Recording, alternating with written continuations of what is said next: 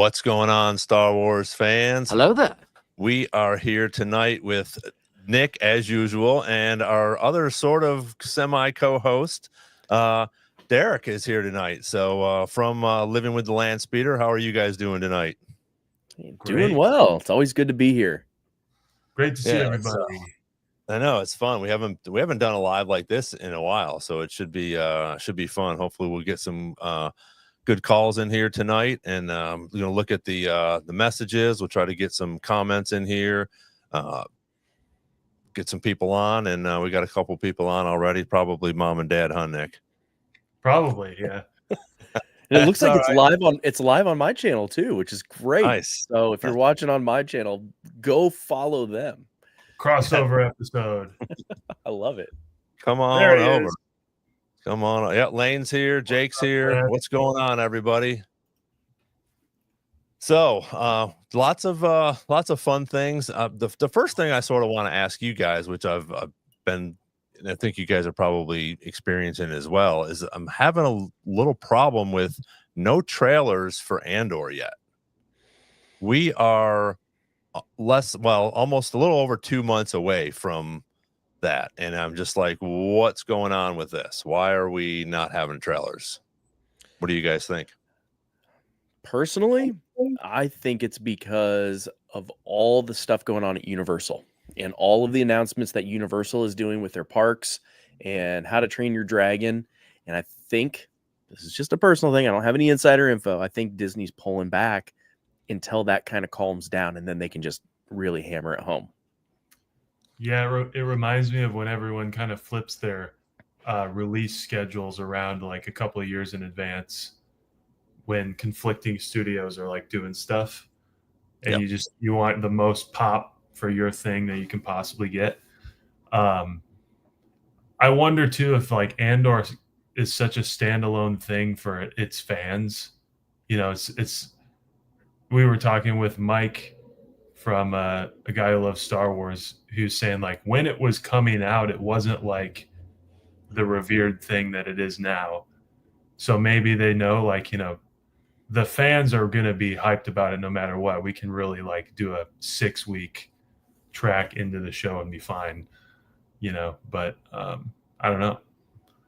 Maybe it's just because I feel like Skeleton Crew ads also were not super common until like 6 weeks leading up to the show. It's a little bit different for a series than it is a movie too. A movie will, you know, will probably be like a year long, you know, trailer dropping. But I don't know. What do you think, Ron?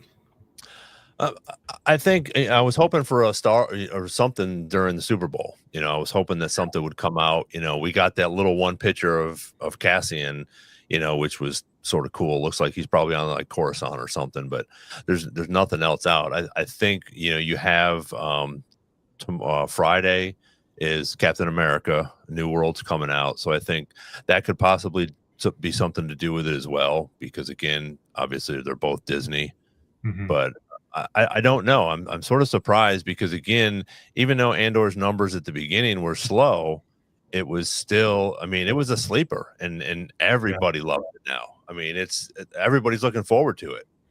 So I'm just, I can't wait to see, you know, what it's going to be like. So it'll be interesting to see. I'm hoping the next week or so we will get a trailer out or something. You know, in D23, I think what was it, in Brazil or something like that? They did show something, but it's not. You still can't find it because every time somebody puts it up, they drop it down again. You know, so we can't have it. But you know, I think it'll be cool. You know, I think we'll get like an Empire magazine cover in the next couple of weeks, and then it'll all like blow up. There tends to be a correlation with like, you know, that magazine or something like it involving a Star Wars show or a Star Wars property, and then a bunch of trailers and, you know, a little bit of content gets thrown out. Yeah. Nick, can you see that? Yep. I'll Star Wars democracy. Just a thought, but maybe they're generating more hype by not releasing it. People are talking about it. It's a great We're point. talking about it right now. Yeah, exactly. I think you might be onto something there. Yeah. Yeah. Go ahead. Yeah, and I wonder, like, if you're in that position, like, so Derek, your point about like Universal doing a bunch of stuff, does it also, when you have Marvel doing stuff and then Universal doing stuff, and also that you just got done with the series, is there like some understandable lag time as like from like a production standpoint where you're like, maybe we give it some, like, let demand build a little bit, kind of like what Star Wars Democracy is saying? I think that's what they used to do, but anymore, like, I just can't get a pulse on what Disney's going to do. Like, a great example, I'm a huge parks guy, but they just raised the price, or they're about to raise the prices of Lightning Lane, but then they just said, we've made the parks too expensive. We need to figure this out. Like, I don't know. Yeah. So, yeah, I don't know what they're doing. Yeah. Yeah, Either way, we're all excited. Oh, totally. Yeah, I mean, April's coming fast, and I think it's going to be just a phenomenal. And I'm really excited about how they're going to do the 4-year thing. With doing those. We'll have a little bit of downtime in between. Each year, but I think it'll be really cool that we're going to get some of that stuff. Leading right up to Rogue One, which I have my Rogue One shirt on tonight. So, There you go. but I think it's going to be really cool.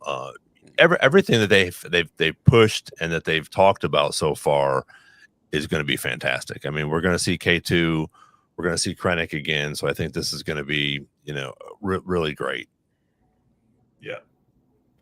I want to. Can I interject with a logistical thing? Oh, let's go with this first. Yeah.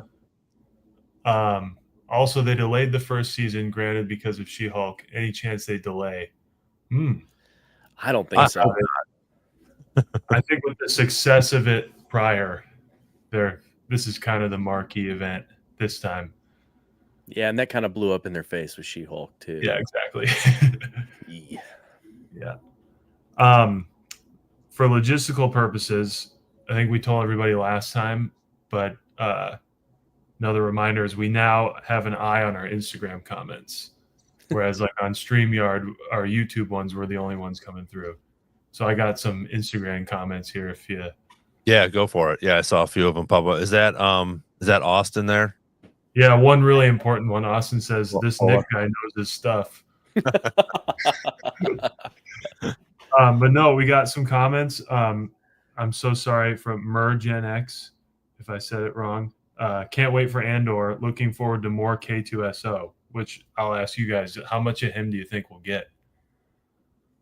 I think towards the last half, or I guess the last 2 years before, I think we'll start to get a lot of them. I think it'll be neat to see how hopefully they'll sort of do the same type of thing as they did with Solo, where we get to see how he meets K2SO, sort of like how we saw Han meet Chewie and sort of go through that whole thing. I thought that was really neat. So hopefully that'll be something that they will do, and just so we get to see it, and how he gets reprogrammed, because obviously he's still a smart ass, so he still has some stuff in there.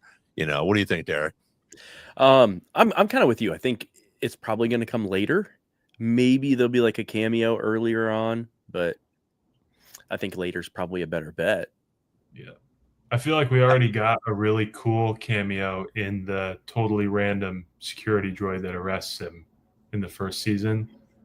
Like, that was a cool little moment.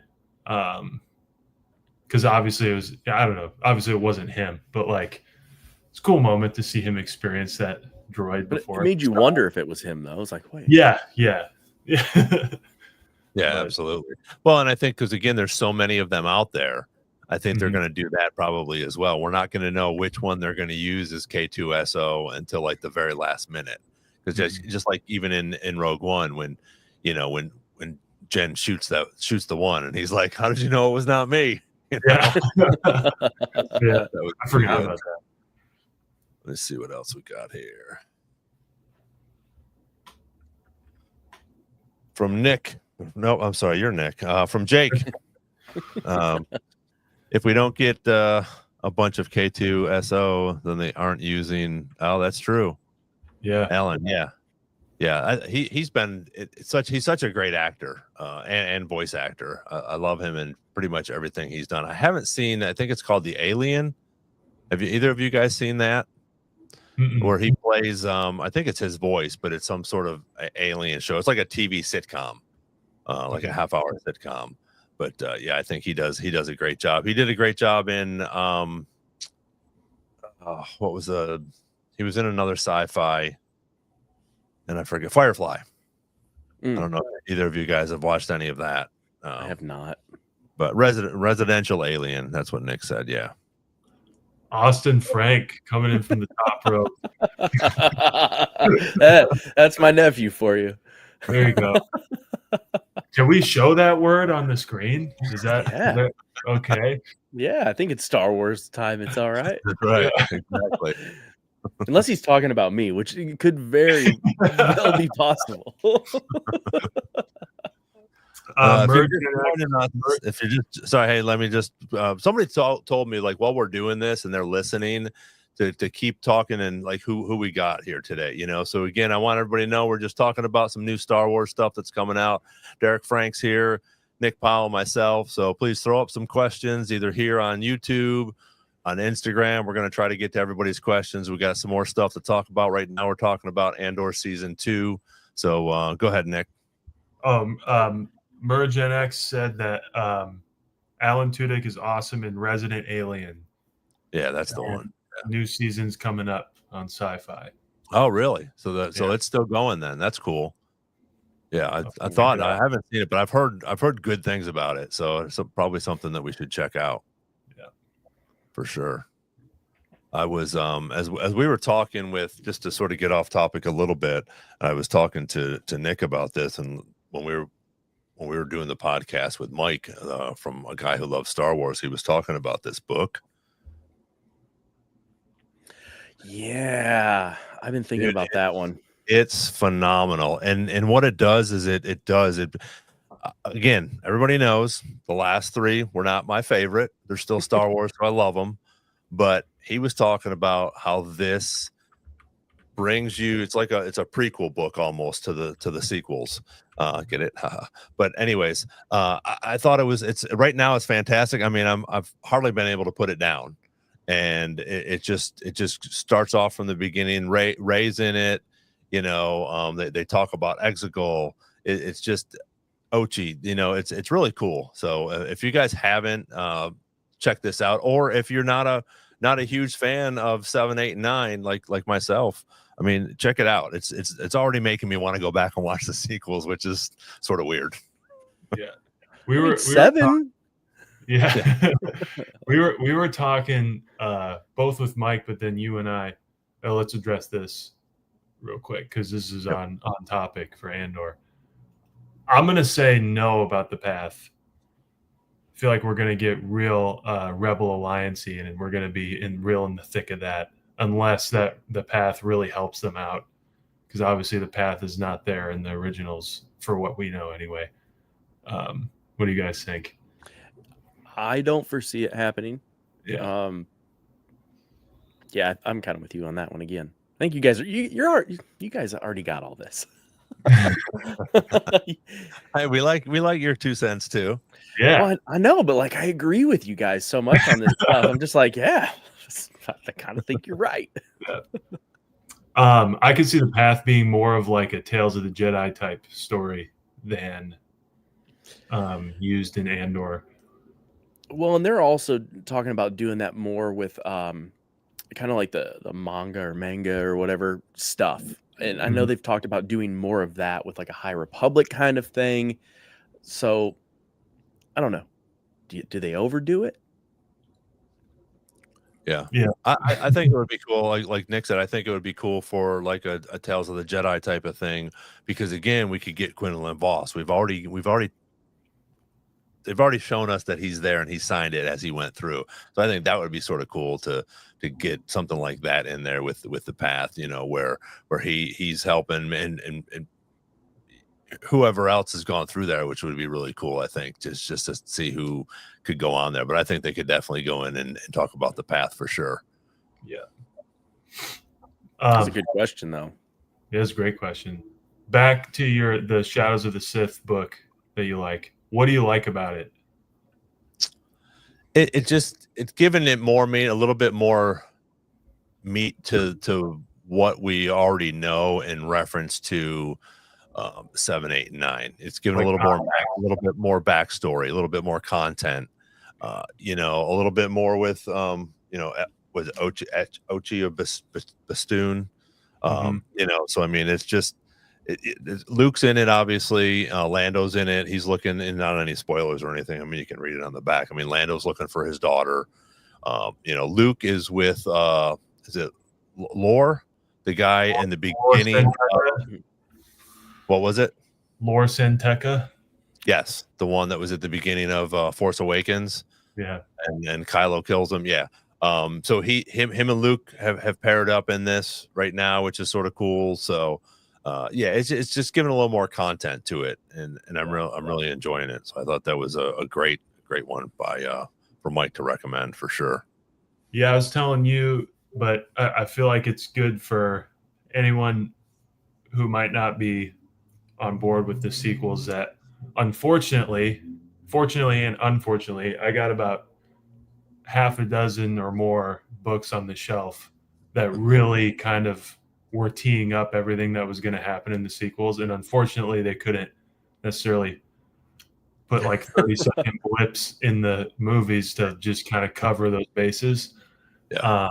But it's really, you know, there's a lot of context that unfortunately didn't make it onto the screen for whatever reason, but really helps with, like, you know, like you said, you kind of, did you ever think you're like kind of wanting to go back and watch them? Yeah. You know, like that's, I think so, you know, like we've talked about it before, even the Palpatine stuff was getting teed up for a while, even though that was a really quick change they did.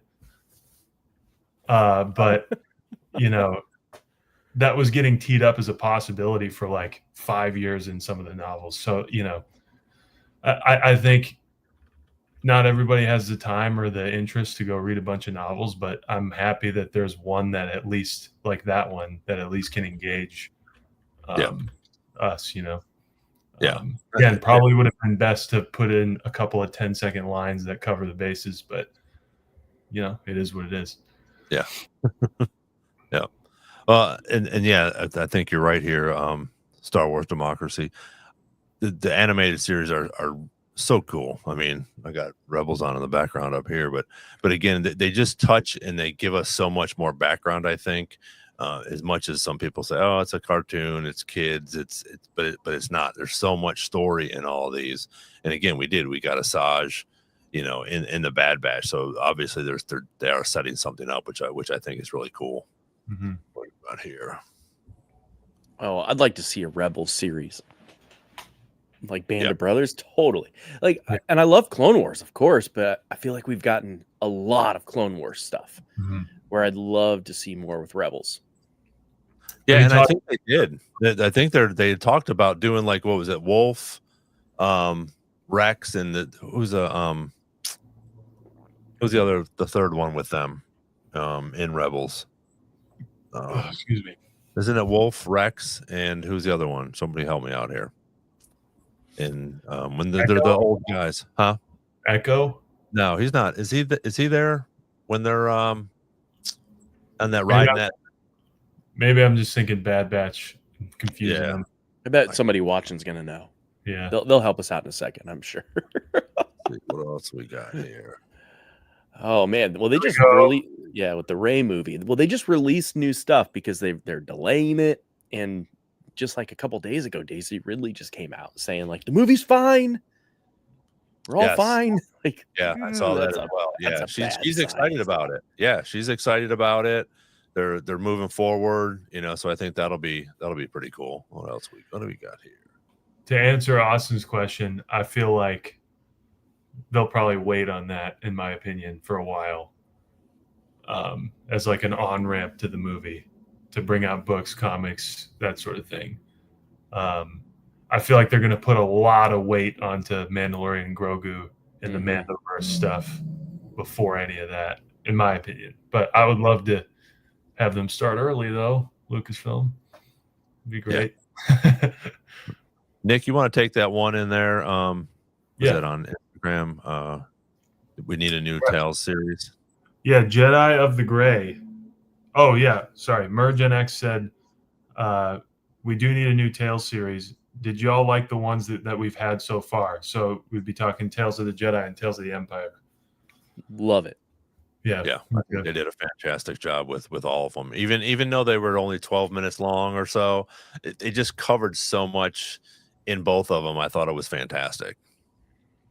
Yeah, Well, go ahead. Well, and along with that too, like I think a lot of people that don't play games haven't seen all this stuff with like Jedi Survivor and all of those. Just go on YouTube and watch the cutscenes. It's a movie. that's what I do. It is a whole movie. It's all canon. It's incredible content. Yeah. And I'm a big like. I feel like it's these little blips where I wasn't. We talked before, like I wasn't itching for a Morgan Elsbeth story, but I thought it was really cool. But I was itching for a Dooku story, and that was really cool for me. Hold on. Yeah, I thought that was. They're just so good. They've done such a good job with them, which is nice. Whoa! And it's the Jedi blade. Wow! Yes. Look at that. Ooh, wait a minute. It's so good. I love it so much. It sounds good. It's got some hat. Yeah, it's the Disney Legacy one. They did a special edition, and I got it on my last trip. Nice. So, yeah, it sounds good. I love it so much. It's the only, as of right now, it's the only light side blade I will have because we know what happens to it. Yeah. This is a good one. This is a good one. Was that a Disney one? It is a Disney one. I got it at Galaxy's Edge a year ago today. Wow. Wow. Nice. Yeah. Happy anniversary. Thanks. I got one more from Instagram. Yep, go for it. Jedi of the Gray says, in hindsight, I think Ahsoka season 2 is definitely teeing up a massive showdown with Abeloth. Massive cling hanger at the end of Ahsoka has me convinced, yet curious about how they would do it. That would be huge. I don't know how they would do it. I'm eager. I'm going to sit back and let them do it, or however they're going to do it. But especially knowing that they're continuing on with Baylan Skoll. Yeah. I think there's more to this story than just whatever's happening with Ahsoka or Thrawn. Like there's kind of probably many angles to this story that make it pretty huge. And like I just said, I think they're really going to hammer the Mandoverse pretty hard in the next couple of years to really round it out. But what do you guys think? Well, they're definitely going to do a lot of that because that's their bread and butter with the Mandoverse. And again, you look at the parks, me being a park person, you're seeing so much with Mando and Grogu in the parks. Like they've cut the timeline pretty much out of Galaxy's Edge and they're doing all of that. So I'm seeing like a whole lot of them doing even more with it. Mm-hmm. And I think that I would like to maybe, I don't think I can speak on Abeloth that much because it's been a long time since I ever read about it. So I'm not going to comment on the Abeloth thing other than it sounds like that would be considered the mother of the Mortis gods, which is like possibly going to be a whole thing in the Ahsoka series, which could be huge, but we might need to save like an episode where we actually get into that. Because I'm not confident in like saying anything about it because I don't want to say anything that's like misleading but it would be a major adversary for our heroes. Is all. Oh, you think so? I thought she was more of an evil person. Yes, I'm saying like an opponent. Okay, yeah. I think that is a lot of what the talk is now. I think is with Abeloth, and I think I really think that they're going to probably bring her into this, which will be pretty cool. And again, I think, like you just said with Baylan Skoll, they're going to keep him. He's the one that's going after that. He's going to go on to the peak and try to figure out what's going on, and possibly stop the up and down, the good and then the bad, and then the good and then the bad. I mean, I think we're still going to have that, but I think it'll be cool to watch him try to get through that, which would be really neat. Right. And I think I love that they recasted. Like, it was hard. Of course, it's going to be hard. But I think it's great that they did recast, because it just shows like we're sticking to the original storyline. Like, we have a plan for this. It's not like, oh, we did a season. Let's just, we've unfortunately, it's not their fault. But as hard as the decision was, I think they did a great job. And I'm thinking that they're making the right move. Mm-hmm. Yeah, I agree. I agree here with Star Wars Democracy that something like an Abeloth doesn't feel to me like something that you could like bring into a season and defeat in a season. I feel like it's a lot bigger concept than like the current, the current Sith wannabe that's hanging around. Hey, Chewie, come here. No, I think I think you're right. She's definitely a bigger enemy or a bigger villain that you could bring in and just continue on as well, which I think would be pretty cool. It's definitely Chewie. Yeah, Chewie. Hence the name.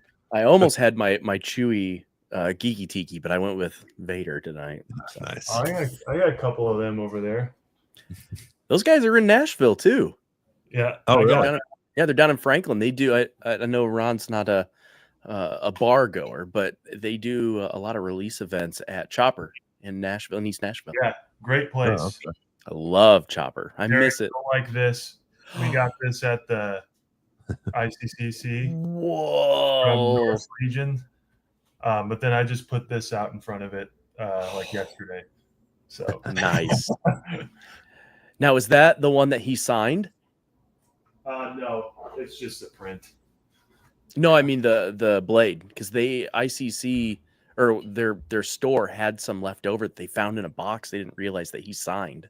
Oh no, that one I just got from was a legacy one I got from Shop Disney. That's still equally cool. Yeah. I got a couple Instagram stuff on here. Steve was saying we need a Maul Crimson Dawn series. Yeah, I would love to see them do a sequel. I think they could just do a sequel to Solo, and bring that stuff up. And then the Margen X. I'm glad I discovered y'all. Love your content. Looking forward to more. Well, thank you. We appreciate you guys being here. And again, we keep everything positive on here, no matter what it is. Everybody that's on, all three of us have loved everything that's come out. Now, maybe it's not our favorite, but again, we understand that Star Wars, we're not in control of Star Wars. We just get to enjoy it. Again, like I said, the 7, 8, and 9 aren't my favorite, but again, the content was good. The cinematography was good. A lot of people didn't like Acolyte. Me and Nick loved Acolyte. I thought it was a great series. All three of us, I know for sure, loved Skeleton Crew. So again, incredible. We appreciate you guys coming on here and talking Star Wars with us and throwing up some questions. Nick, if you want to grab that, the Gray Jedi. Yeah. This is in relation to our Ahsoka Season 2 Abeloth thing. He said, consider how Luke's probably incommunicado. Leia isn't trained, so that leaves that leaves Ahsoka, Sabine, Ezra, and I still kind of hope it happens a World Between Worlds version of Anakin if he joins the fight. He says, game, set, match. I'll put you on mute. I love it. Chewie's like, no.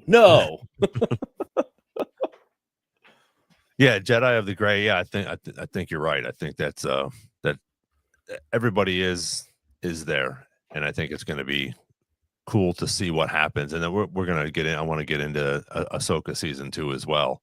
I think they got some cool stuff that's been coming out about that for the new season, and so hopefully the new season will come up with some good things, and we'll be able to see some of these new characters, which I think is going to be fantastic. Even though Andor is going to be good, Ahsoka I'm looking forward to that as well. Yeah, me too. I loved Ahsoka. So again, like that's why I like coming on the show, because you guys are so positive. That's where I'm like, sometimes people just you're getting content. Right. Yeah. Exactly. Content. Yes. Yes. Yes. Yeah. It's phenomenal. We all remember times where we weren't getting much Star Wars at all. So now it's kind of a privilege to get any, to me anyway.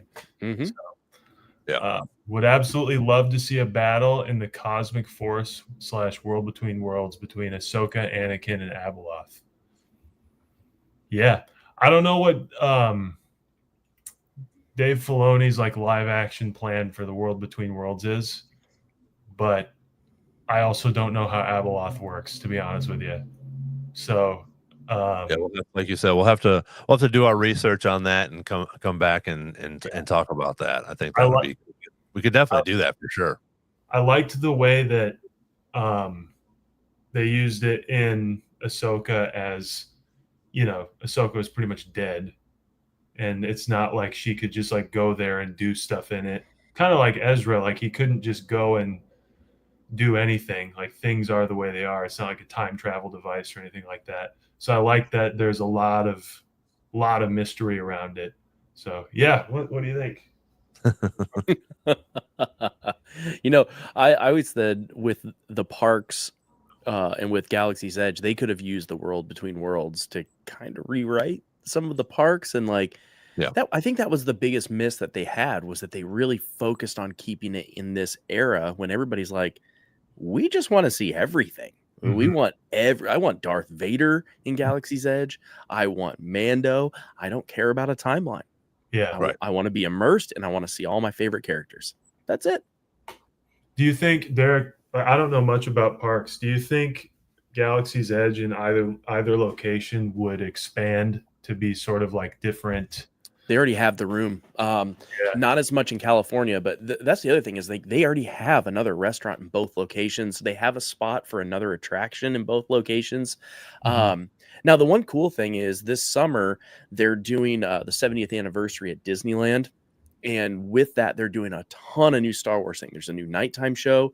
Savi's Workshop, where you build your lightsabers, is going to have a whole new experience where they're going to have like special parts. So I'm going to have to fly out to Anaheim this summer if anybody wants to go and build my third lightsaber. My other two are up here. You can't see them on my desk, but I've done the experience 3 times. 2 times where I built, 1 where I went with my nephew and he built. And I mean, it's $250, and I will spend it again. I would spend it every trip. That's how good it is. Yeah. It's not even about the blade. I'd spend $150 just to do the experience again. It's that good.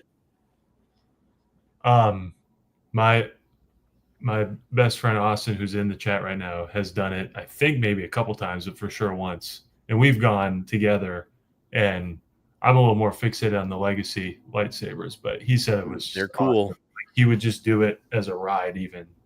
Absolutely, totally. Yeah. Like, I've cried. I cried 2 of the 3 times I did it. I was like, "This is so great. This is everything I ever wanted." Yeah. And one of the times, like I've talked about this on like my channel.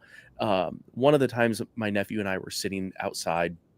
And we had a gentleman, and he said, "Yeah, I just retired, and my daughter brought me here as my dream to always come to Disney. And I was a big Star Wars fan."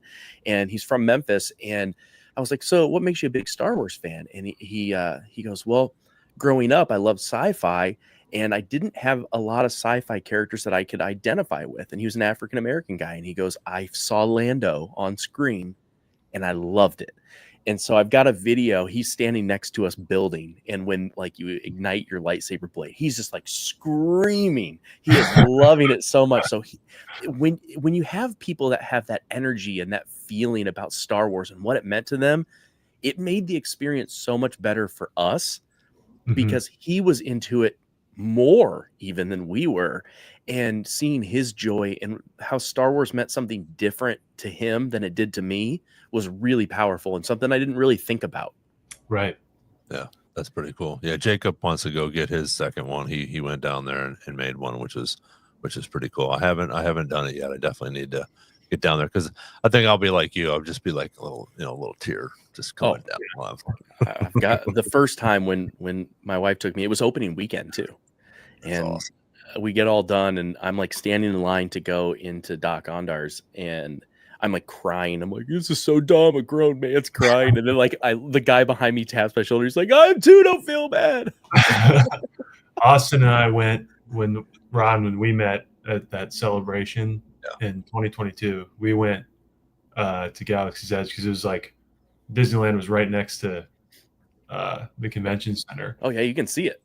Yeah, and it was incredible. I didn't want to leave. Like we were kind of walking around the whole park just to get a change of scenery, but I was like, dude, I could just walk through there and hang out. I think we went through the bar twice because you have like a 45-minute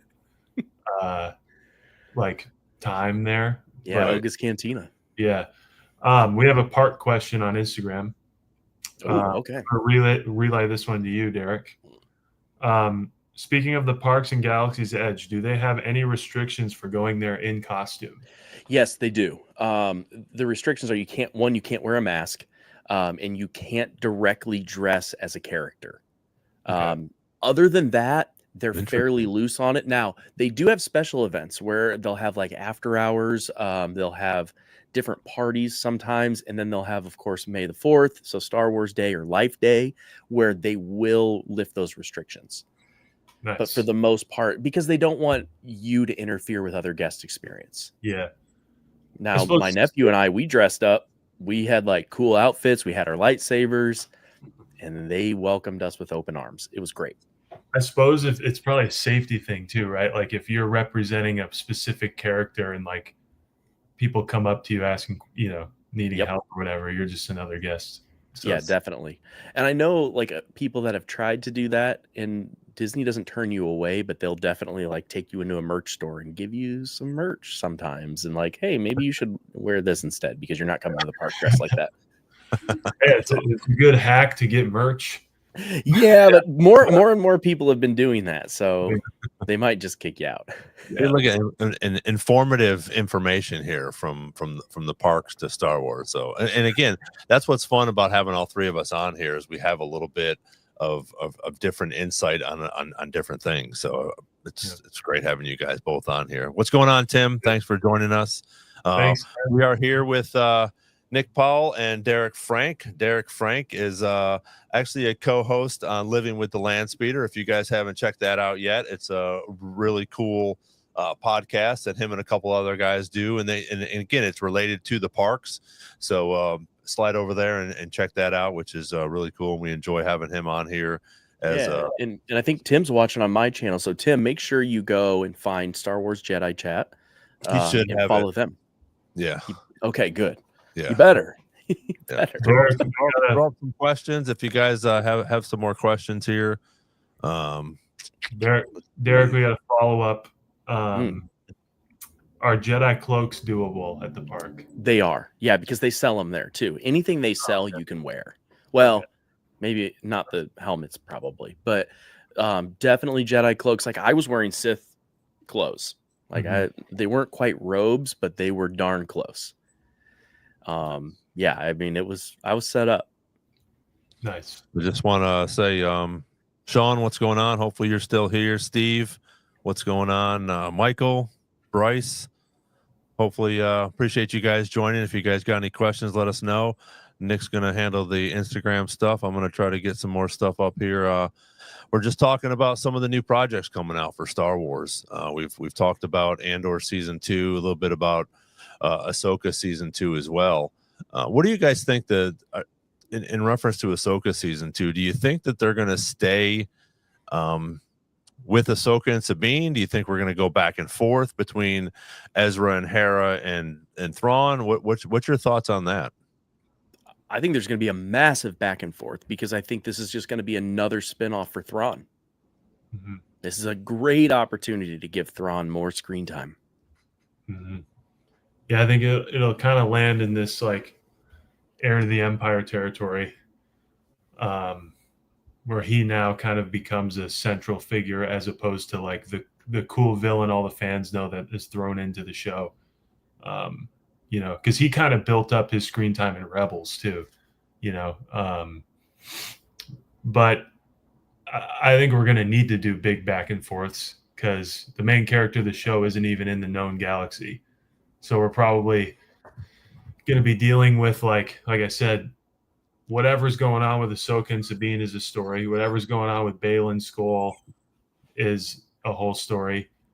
Whatever Shin is going to feel about any of it's going on is going to be a whole story. And then Thrawn is a huge story. And now Ezra's there to tell everybody what's going on. So, you know, I don't know where it goes. We've been kind of beating our heads on the wall for a while trying to figure out how all this fits. I'm sure Mandalorian and Grogu will have something to do with it because it's the same time and similar people. But what comes first? Does the movie come first and then Ahsoka season 2? Yeah, I mean that's what I'm thinking, because again, we've already got pretty much the movie's already filmed, and now we're just waiting to, you know, for them to edit, and we still got another year and almost a year and a half before they even put that out. So again, they still have to film Ahsoka season 2, you know. So maybe because it is TV, maybe they can get it out before then. But yeah, I mean, but also, like, remember, we have Star Wars Celebration coming this summer in Japan, and they're gonna hold back as much as they can. Yeah, well, separate topic, but will Andor be done by Celebration? Ooh. No, Andor starts right after Celebration. Okay, yeah, like 2 days after, and then it's 12 weeks. So I think it goes into I think July or August. I guess I thought Celebration was in the summer. My bad. No, it's Yeah, April. It's it's April 20th, whatever that. That's right. I said summer because I was going to go for my 40th birthday and couldn't get tickets. Harumph. And then this is the sad part, is then, you know, I didn't do it, and then I was like, oh, I'll do something else for my 40th, and so I already spent the money, and someone's like, oh, hey, by the way, I got some tickets that you can have that we didn't use. Hey, you know, Thanks. you just throw a kimono on and live stream whatever anyone's doing at Celebration and feel like you're there. Yeah, something like that. Says, I feel like we may just stay on Peridia. Yeah, that could be the case too. Especially there's a season 3 and you kind of hold off on the Ezra stuff, and we just get into the meat of where Ahsoka is going to go and where Baylan's going. What do you guys think? Do we spend the most time on Peridia, or do we? I don't think so. Would say the most. I would say the most time, yes. If you're going to do like a 60-40 type of thing, but I definitely think that we're going to get Thrawn. There's no way that they're not going to put Thrawn in this quite a bit. I just don't think that it's going to stay there, though. I think they're going to move stuff around a little bit. You think they'll get back to the regular universe by the end of season 2? Absolutely. I think they're going to do it early. Okay. Yeah. I think they know how to get back. Right. Huh. Yeah, I think it's going to happen quick. Okay. And then do you think that they'll go back, but will we still have Baylan on Peridia? No. No? Okay. No. I think Shin's going to go after Baylan. I heard a rumor that Shin was going to team up with Sabine and Ahsoka. Yeah, that's what I mean. I think she's pissed. Okay. Yeah, that he was just like, all right, see ya. Yeah. I'm going this way, you go that way. Yeah. But I agree, Derek. I think Peridia was like the cool sort of mystery big place for season 1, that we got a lot of interesting mystery out of the way, and Baylan's journey is probably, for me, the only thing left on Peridia that I care about. Now Ahsoka and Sabine need to get back and save the world again. So I am interested to see more, like, why Dathomir? Why is Thrawn going there, other than maybe making a deal with the witches? Like, what do they bring in there? What's the point? How is this all going to play out?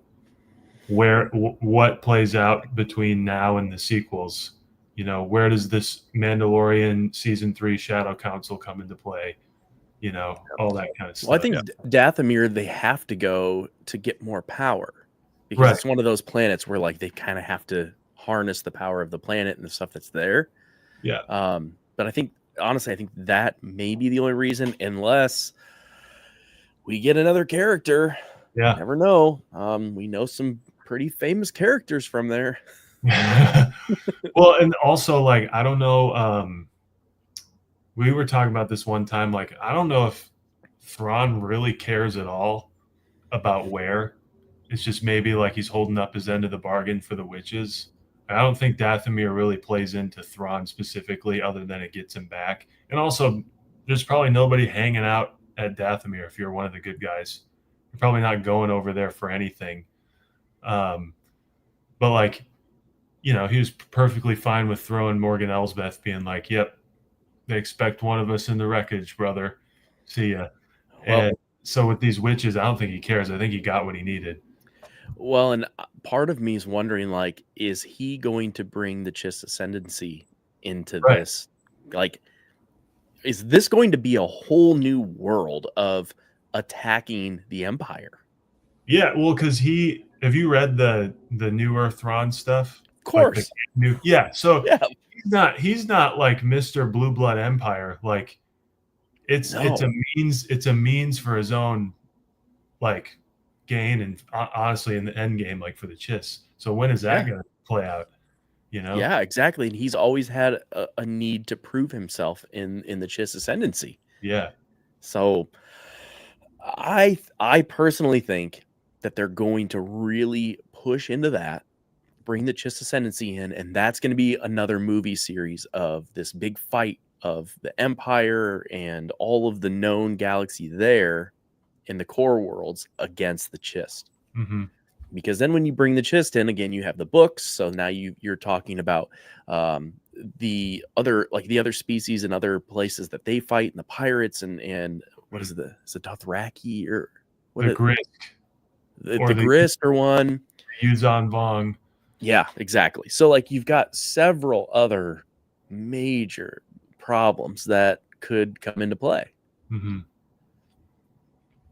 I'm gonna touch on a couple of these things here. The Mergen X, I forget the name of this gentleman too, but I got him up here on the screen. He's the one that's going to be playing Balin for next time for sure, which will be I think they did a great job pulling this guy up for the actor to replace Balin's score. I think it's as good as they could do. And if anything, he's going to look a little bit more menacing on camera. Yeah. Yep. And Star Wars Democracy, Ahsoka did say this is where we need to be, but I also think that they're where they need to be right now at that point. I don't think it's going to be a lot. I think she meant it like we're here, we're supposed to be here. We're going to work on our skills, or we're going to work on getting back to our universe. But I think it was just like a temporary thing, like, hey, we're meant to be here right now. I don't think it was we're meant to be here permanently type of thing. And then what was the next one?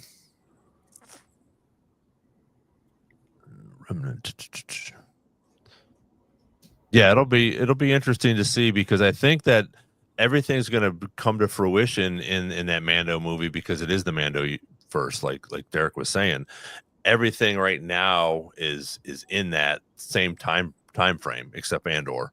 But again, the rest of this new stuff that's coming out is in that same time frame. So I think we're going to see a lot of those characters hopefully in the Mando movie. Yeah. Do you think so? That like some of the Thrawn stuff we're talking about, like Star Wars Democracy is saying, like they tee up the things we're saying would happen in Ahsoka's story in the Mandalorian and Grogu movie.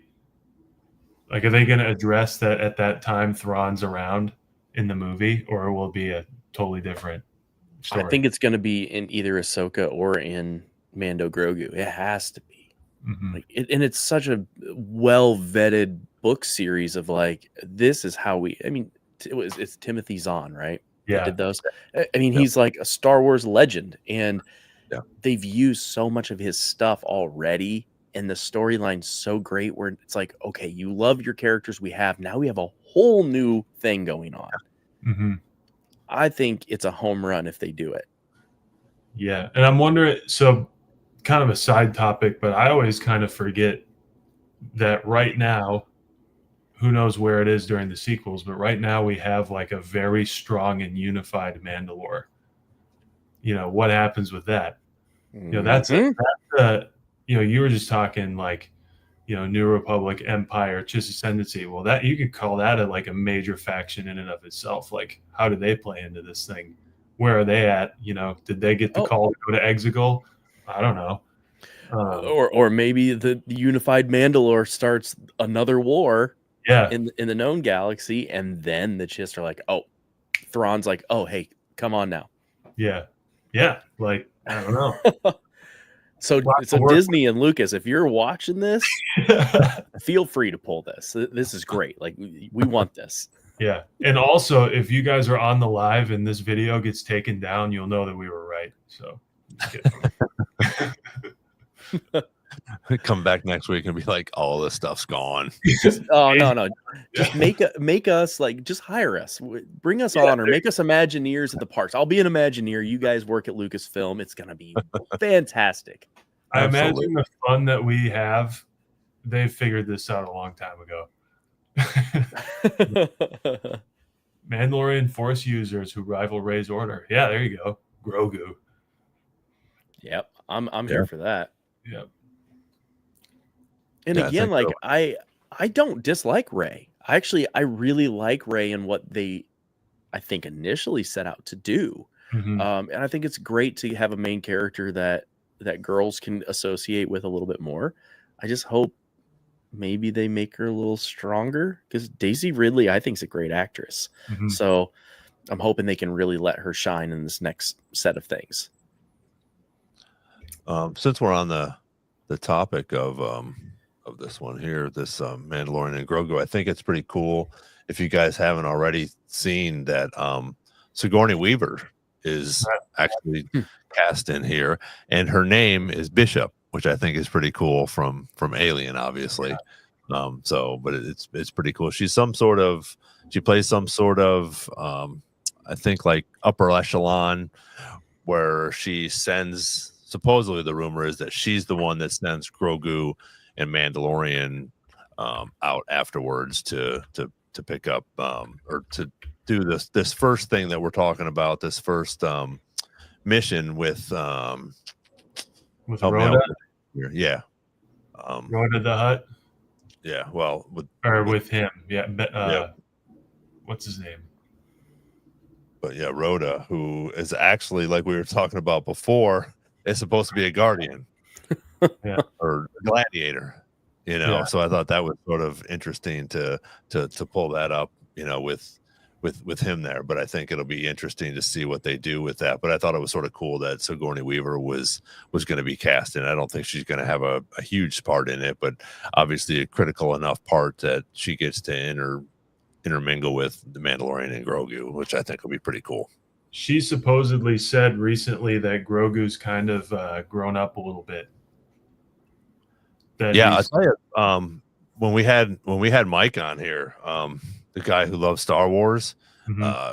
He actually had a cool picture that he was showing of Grogu from first season to now. And if you go back and look at both of those characters, or that puppet, or whatever you want to call it, if you go look at it, it's pretty neat how they have actually made it grow up, you know, which I thought was pretty cool. Yeah. I wonder, like, that's another big mystery, is like what kind of progression does him and Yoda's species experience, in Yaddle's species experience? Do they kind of grow up the same that we do and then just stay old forever, or like what's the I don't know, but you know, he'll be around as long as they're going to be making movies into the future. So I I'm sure he'll be a part of this more for a he's long definitely going to be. Well, there's a lot of rumors, trying to figure out if he's going to talk, in the movie, and if he does, what is he going to say? But again, he's not going to talk like Yoda because Yoda talks the way that he talks because of his master. in Because riddle. Yaddle, we all know that Yaddle she speaks regular. But I think Grogu will probably speak like the Mandalorian. But a lot of people are talking, this is the way, or those are going to be his, whatever his first words will be, which will be interesting. I wonder if they'll even make him talk. I think it'll be interesting to see what powers he has once we get into this new movie. I feel like the Grogu's like the glue in that sort of like imaginary showdown that we were just talking about, Derek. Like Grogu's the glue for the New Republic / Jedi and the Mandalorians. If they care about him a lot and he cares about Luke a lot, then that might be the glue that kind of keeps them together. Whereas I think when things hit the fan for the Mandalorians, they don't seem to stay together very well. Yeah. Well, and Brett, you just put Brett's question up there when you refer to Ahsoka's perspective, balance the Force, which side? I mean, there, we're talking about the Chist. There's a great possibility of like, how do you explain Grogu not being in the sequel movies? Maybe he's out there. Yeah. We don't know. Maybe he doesn't make it. I don't foresee that being the case. I foresee it's like there's going to be an explanation as to why he wasn't a factor in those movies. Absolutely. Yeah. Maybe the Mandalorians are like, you know what? We're going to send about half of us to explore that galaxy. Going to make it how we want it to be, That would be awesome. Yeah. That would be really cool. See ya, we're out of the picture. We're done with you, But, yeah, that's what democracy says. There you go. Yeah. Yep. Yeah. And I think they will. I think they do a good enough job answering questions like this for us most of the time. I think they've done a great job with stuff. Yeah, because just answering that. Yeah, because there's been so much that's come up, like, oh, well, Luke came back, and where were these people? And they're tying it in, and we still have other Jedi that we didn't realize, like Cal Kestis. Again, I'm on the gaming side, where you have these things, and then you have the book like Black Spire Outpost, which is like my favorite Star Wars book, where you have Vi, and you've got all of these different pieces that they're just slowly mixing together. It's like a nice stew. And like Mike said when we had him on last time, that they're not going to throw somebody in just for what you would call fan service. Like they're going to put it in when it matters. So we have all these people, like you said, in a stew kind of flowing around, but it wouldn't really serve a whole lot if they just got thrown on. We're going to get them at the right time. Like they know what they're doing. And here we are. Yeah, and I have faith that they know what they're doing. There's a lot of people that are like, no, they don't. I'm like, I feel like they do. You're telling me throwing Luke at the end of season 2 Mandalorian was not an act of knowing what you're doing? I mean, come on. I will never forget that, because Ron came over to my old studio and brought donuts, and it was like 5:30 in the morning. Yeah. And my wife's like, I could hear you guys yelling from inside the house. And like my studio was sound treated. I like my dad's comment here, because that's kind of what I've assumed he's doing anyway. He did it with Ahsoka. Anyway, it would be great if Grogu communicated through telepathy and they used other character reactions to reveal what was said. Ooh. That's what he was doing with Ahsoka to describe who he is tell her his name. That would probably be more effective for him in general, at this point. And it brings a little bit of mystery still, because again, we don't have any idea where this species comes from, anything like that, which I still like, but I think that would be cool too. Yes, that would be really cool, because it would still leave that mystery where he can only talk to Jedi through that, telekinesis or whatever, and then they can say what he's thinking or whatever. So I think maybe he's the dyad in the Force. Maybe that's why we had Yoda and Yaddle at the same time. Is like, well, you had Bane and you had some really big characters that had a lot of power. You needed balance. So that's why when people say balance, they think, oh, the good side, like the Jedi. Balance is both sides. You can't have the good without the bad. Plus, and that's perspective. Like, I'm a Sith through and through. So. Well, and I thought that was what they did great with the Acolyte, because again, it shows that the Jedi Order is not. It's flawed. Yeah, Yes, it's suffering an illness, But I think also. Oh, here we go. What happens to Grogu after Kelleran rescues him? Playing on me. Ooh. I think they go to Naboo, based on the ship they get away on. Yeah. But yeah, it'll be interesting. I don't know if we'll get any more of that. I think that was a great scene. I thought it was great how they brought Ahmad Best back, and Kelleran did that. I thought that was fantastic. But I don't know if we'll get that from because wherever he took him to, he had to suppress his powers. And he suppressed his powers enough that he really had to work to get them up again when Mandalorian found him. So I think it'll be interesting to see what he's progressed to, but I don't think that we'll get the answer. I think maybe he did go to Naboo and hid for a while and then got put on wherever Mandalorian found him in that first season. But I don't think we'll get a backstory to that too much. I think that was the backstory. Like Brett, great answer, Sid. I could see Naboo being a big part, especially like as much as they love to do Easter eggs and stuff. Like you have Ahmad and Jar Jar and everything. Go back to Naboo and have a little bit there. There could be a book about it. Yeah, that would be a really great book. Naboo seems to kind of come through every once in a while in comics, too. Like, there's a really cool comic. I don't know if it's Legends or canon. It's been out for a long time where like Leia is kind of going through the castle in theater, the main building or whatever. She walks into the hangar and she's like, she like stops and feels really cold. And she like sees like when Maul was standing there, like in the past. So they do like really cool little Easter eggs, had nothing to do with the story of the comic. Like they were just there kind of as for other reason, but I could see them maybe throwing things in, maybe not on screen, like you said in books and comics and stuff like that. But yeah, I think the books are really cool because again, they give us that inside perspective in what the people are thinking in their mind, which obviously we can't do that on a movie or in a TV series but I think that's really cool. And again, that's the same with the Shadow of the Sith.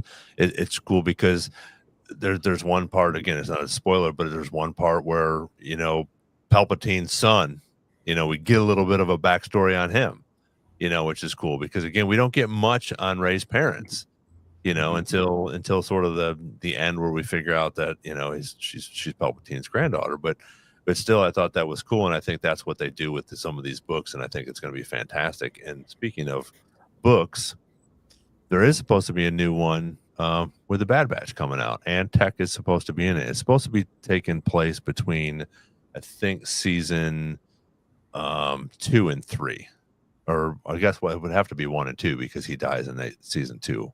Or maybe it isn't even during season 2. But anyways, they have a new Bad Batch book coming out, which I think will be pretty cool because I was a big Bad Batch fan, which I think we all were. Is that? Oh no, it's not. Never mind. I was going to say, is that the first animated series book? But literally, the first new canon book was a Rebels book. Yeah, I was going to say. What else we got? What's going on in the workshop? Thanks for joining us. What we got here from Brett again. Oh, totally. Like, yeah, that was the big thing with the original movies. It's like, oh, he has to bring balance to the Force. Balance. People think balance is for the Jedi. Balance is all around. Yeah. Luke just had to honestly, I felt like Luke had to bring back the Jedi Order in order to have balance because the Sith were overpowering. Well, but I also not to end them. But I also think that Anakin could possibly be that because he did so much good during the Clone Wars. Again, teaching Ahsoka, everything else that he did, and then Palpatine was feeding him all this stuff, and he turned. That was the Jedi Order's fault, though.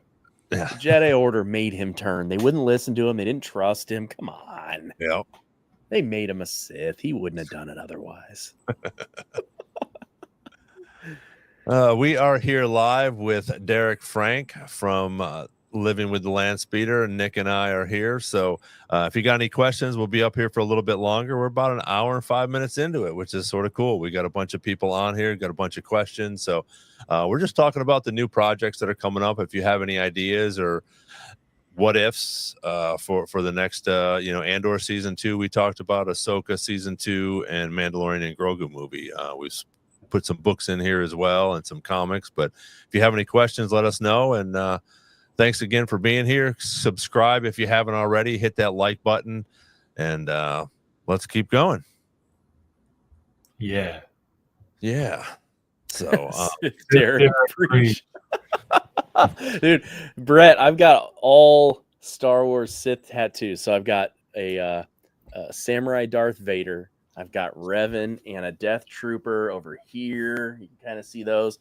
And then here I've got, darn, it's hard to get the camera angles. I've got Darth Maul, Donald Duck, and this will be a whole like main Disney character as dark side characters sleeve as well. And you know what? I have to give Ron props, because if it wasn't for him and all his tattoos, I probably wouldn't have done this sleeve and now my next sleeve. I don't know what you're talking about. No, that's a good influence. Oh, great influence. Yeah. I'll never forget the first time we met, and I was like, man, this guy's cool. And then you're like, oh, I love the Miami Dolphins. I'm like, no, you do not. Yeah, that's very hard to come by these days. It's not an easy life. Nope. I don't know, Austin, I don't know that series. Do you guys Knights know of the Old that? Republic. Yeah, Knights of the Old Republic. Oh, okay. I'm like, yep. Is that for sure happening? Yeah. Well, I mean, as sure as you can get with Star Wars sometimes. Yeah. I mean, I love the games and I want more, because that's when you're going to bring in more of Revan and all of those characters, which are my favorite. So I'm all for it. I just hope it actually happens.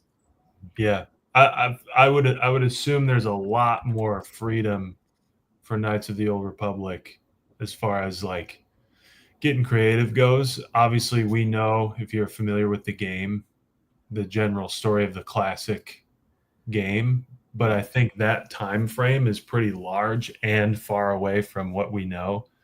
I think it could, I can imagine if you're taking on that project, you'd be less tied down right, creatively. Well, and the other big thing with the series is like, there's a lot of speculation. Like, it's not officially released, and the rumor is like Filoni's going to start mixing in the Mandoverse and other things with that. So, but then again, I also my brother just sent me a story that, oh, they're green lighting Crimson Dawn movie or series. I'm like, no, they're not. They're not. He's like, no, I looked at like 8 different sources. I'm like, they're not. until Lucasfilm and Disney puts it out, don't count on it. Yeah, somebody got me a week or two ago with an animated series thing, and I mean, it was fantastic. They did a great job, and I was like, I put it up and then I took it down because I was just like, yeah, it was a trailer for a new animated series, and I was like, oh my god, this looks amazing. And then I started searching for it, and it was like nowhere else to be found. And I was like, oop, I got to take that down. That's ridiculous. But that's the thing that sort of stinks, because this AI stuff that people can do nowadays can almost turn it into that. But Rick's right. Until you see Disney Plus or Lucasfilm put something out, you really can't. You really have no idea what's going to happen with it, because again, they come, oh, hey, we're going to do this. Oh no, that project got canceled. Oh, we're going to do this. That project got canceled. I mean, I hope that Glover and his brother do a second season of Solo, which would be fantastic. You know, that was the rumor that the two of them were gonna, get a story together and do a second movie, which would be fantastic. Supposed to be a Lando series too. Yeah, which would be awesome. I mean, he did a fantastic job, portraying him in that, which was really cool.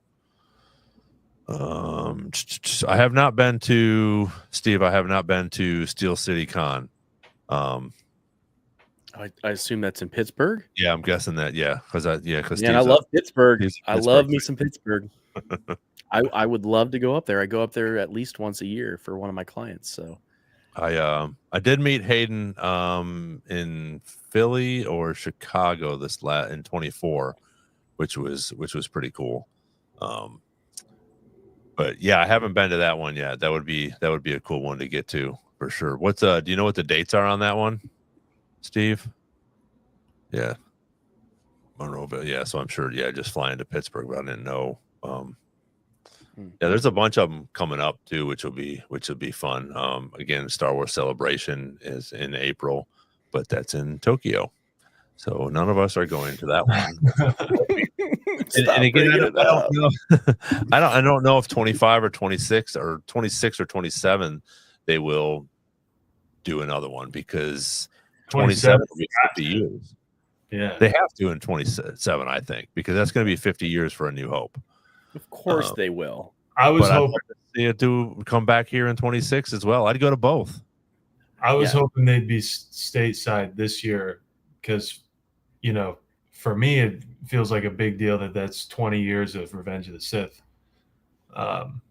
That's why I think they did it in Japan, though. I think some of that lore. 10 years of Force Awakens. Yeah. Yeah. But I'm hoping they bring it back to Orlando. I mean, Anaheim's great, but like, I don't know. I don't know if you guys saw. Again, I'm the parks guy, so like that's my thing. But the failed resort, they're turning into the Imagineering office, and there's people that are all upset, like, "Oh, we're losing it." Like, I didn't go, but what better place to put Imagineers than in a fully immersive Star Wars resort? Come on, it's gonna be awesome for them. They're gonna. I think. Honestly, I personally think they're doing that so they can use the set pieces to design more stuff. They know that their cash cow is Star Wars. Yeah. They know it. Yeah. Yep. Steve said that it's April 4th through 6th. Are you going, Steve? Curious to see or do you do any of the other, have you done any of the other conventions? It'll be interesting to see, but I have not been to that one, but that could be especially if Hayden's going to be there. Obviously it's a big enough one to have him there, which would be cool. A quick little thing that we don't have anything confirmed yet, but we have a couple pretty probable guests that will be on here that we will be doing some podcasts with. So I'm hoping that we will have these people when they have talked to us about this. If you guess, who those people are that might come on this podcast right here and talk to us. So it's pretty exciting. I got some emails this week, so we're trying to firm some things up, so it'll be exciting. We'll definitely put some advertisements out when we lock everybody in, but we're pretty excited about having a couple new guests on here as well as myself and Derek and Nick. So I know we're excited about that. So and appreciate again you guys coming on here tonight, spending your time with us. We've had a pretty good crowd tonight, so I'm really thankful for that. Subscribe, hit the like button, smash a like is what Mike, the guy who loves Star Wars, check him out. He's really cool. I don't know if you've watched him at all, Derek, but he's really cool. He does like 3 lives a week during the afternoon. They're like 2 hours long. He's very much like us. He's a positive Star Wars guy, loves all of it. And we had a really good conversation with him. So if you haven't seen that yet, go ahead and check that out. We actually have a podcast with Derek and a couple with Nick before he became a co-host. So if you liked what we had tonight, go back, check some of these other ones out. We've had Chris Bartlett on here, Amy Allen, Michonne was on here, who was played Aura Singh. So it's been a really fun so far, getting to come on here and talk positively about Star Wars. Don't you think, guys? Yeah, totally. Yeah. Yeah, it's fun, and I appreciate you guys sticking out. I mean, we still got 10 people on here. We got a few people over on, and we got 3 people on Instagram. Yeah, I got You some know, people on my channel watching. Like, this is great. This is yeah, fun. yeah. Yeah, Steve, if you haven't been to one, I mean, they're fun, especially if they have a bunch of Star Wars people there, which is fun to just again, depending on what you're going to do or what your thoughts are. I like doing the VIPs if they're not sold out, because again, you get so much more, I think, out of the experience. You're not waiting in lines as long. Yeah, sometimes they're a little bit pricey, but you usually get like your own little they'll take a room for all the VIPs, so you can put your stuff in there. You don't have to carry stuff around with you if you don't want. They'll have some tables in there if you want to, go grab something to eat and sit down and eat it with, instead of in front of, thousands of people that are there. And same with the lines. You cut most of the lines, or you get in line with the VIPs, and there might be 5 people in front of you instead of 55 people in front of you, which is pretty cool. Because again, you get to see you get to talk to these people, and you get to see more of them instead of standing in line for 2 or 3 hours. Like Ashley, who's the voice of Ahsoka. I mean, her line is astronomical. D. Bradley Baker, his line's usually pretty long. Hayden, any of the live action people are huge lines, and even these voice actors are becoming so popular. It's really cool to see them now. Getting the fame that they deserve, because they're the characters that we watch, even though they're on cartoons or animation or whatever. They just bring so much life to these characters, which I think is really cool. All right. I think we'll go ahead and wrap it up. Again, we appreciate everybody coming out here. You guys got anything else to say or add, or anything that you're thinking about in these 3 things that we've talked about tonight? No, just I'm looking forward to hearing your full review of the book when it's done. Shadow of the Sith. Yeah. It shouldn't be too long. I'm pushing through it pretty good. The only thing with me is I start to read and then I start getting sleepy, so then I put it up, I'll take a little nap, and then Same. That's why I do audiobooks, man. Like, I know. I really wanted to read this one though, and then once I got into it, I was so excited that I got the actual book instead of the audio, because I'm like you, Derek. I do a ton of the audio books, which is great, because it's good for flying or on the bus or just whatever. Even doing stuff around the house, you can throw your earbuds in and do whatever you're doing, as long as it's. But I like being able to read this one. For some reason, it just immerses me more when I'm reading it instead of listening to it. But I'm excited about that. I'll definitely give you a full review on that for sure. So, and I also got this today. I don't know if anybody still does this. I know I got Derek a subscription to this. Yes, this is the newest episode that just came out, and if you haven't, I mean, it's the Star Wars Insider, and it's been out for years and years, and it's a little bit behind, obviously, as magazines are. You're not going to have anything new. I mean, they're going over, but their artwork is just top notch. So again, another thank you to you, because of that magazine is where I got my tattoo ideas, because there was the episode where I was kicking the tires on it, and the issue came out and it had Rey on the cover, and it was the Japanese style, and the whole issue was the Japanese style and the lore of how George Lucas pulled a lot of that to come up with Star Wars. And that's when I was like, that's what I'm doing. Yeah. That's it. And they do have little stories in here as well. But they go back. I mean, they're going back. They got, Grievous is in this one. They're talking about something. I don't know what it's about, but I literally just got it today, and I was like, oh, I'm going to bring this down and show everybody. But this is a really cool. They do have, and the one thing that's also neat about this is they have the different covers, and you have to go to different spots to find them. Like if you have to go if you get it at the bookstore, you can get it mailed, and you can also get it at a comic stand. And there are 3 or 4. That was 4 different covers. So, but Lane, thanks for popping on. Good to see you. What's we got here? We got one more comment. Oh, we did not do Bear Down. You from Chicago? No. Oh, I heard someone say. Okay, I heard somebody say Giordano's and stuff. So I'm like, okay. He's in Chicago right now, so he was able to DoorDash some Giordano's. He sent me a picture. Yeah, actually. I'm from Illinois, but I'm from that 95% of Illinois that doesn't eat casserole and call it pizza. Ah, yeah. Well, Sorry, and then, Lane. so you're saying Miami Dolphins life is hard. Imagine Chicago Bears life. At least you've been to a Super Bowl since I've been alive. We haven't won a playoff game in 24 years. I don't want to hear it. I do not want to hear it. They haven't All been right. in a Super Bowl since I've been alive. You're right. That's tough. His comment was that we complement each other well.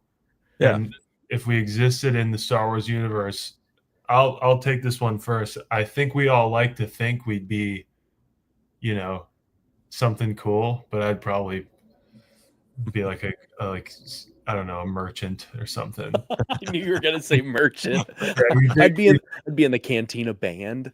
yeah, like the thought of like what a Jedi is like a samurai Navy SEAL that can also pilot a fighter jet at will.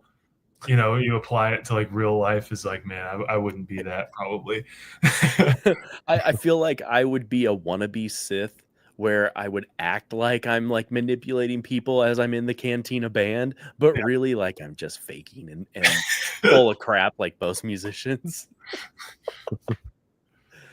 Yeah. Ron, what about you? I don't know. I mean, obviously, I'd love to be a Jedi if I was in there, but yeah, I don't know what it would be. I don't know. Maybe my Sith name's Darth Vane. You have Darth Bane, but I'm Darth Vane. So Ooh, okay.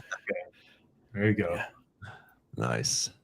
Well, again, I appreciate you guys coming on as well and taking the time to sit here and talk Star Wars with us. Thank you, everybody that's been on here tonight with us. It's been fantastic. We've had a big crowd on here tonight and cool questions, both on Instagram and on our YouTube. So again, smash a like, hit the subscribe. So when we do come live or we have some other guests come on here, you'll get a notification. We'll start getting some more information out here for these new interviews that we're going to be doing. And we're going to try to come on here a little bit more often doing some live stuff. So if you guys pay attention, once Andor gets on here, we'll definitely be on here doing some reviews and stuff like that. I know that these guys are going to want to talk about it once we get started on that. So again, thank you all very much. May the Force be with you, and we will see you on the next Star Wars Jedi Chat. May the Force be with you.